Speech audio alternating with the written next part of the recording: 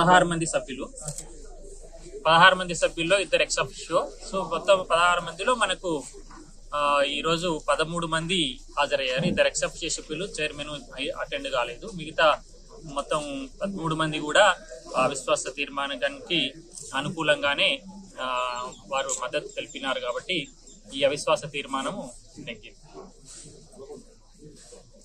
ఈరోజు Nereducharla municipality chairman చందమల్ల Jayababu గారి పైన సభ్యులు కలెక్టర్ గారికి ఫామ్ 1 నోటీస్ ద్వారా అవిశ్వాస తీర్మానం ఇవ్వడం జరిగింది. దానిపైన కలెక్టర్ గారు ఫామ్ 2 నోటీసులు సర్వ్ చేసి ఈరోజు అవిశ్వాస తీర్మానము సమావేశం నిర్వహించడానికి నన్ను ప్రిసైడింగ్ అధికారిగా నియమించారు.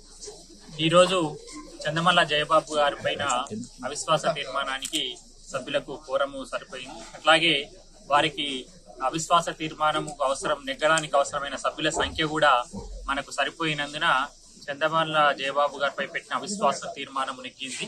సో ఈ విషయాన్ని జిల్లా కలెక్టర్ గారికి పంపించడం జరుగుతుంది.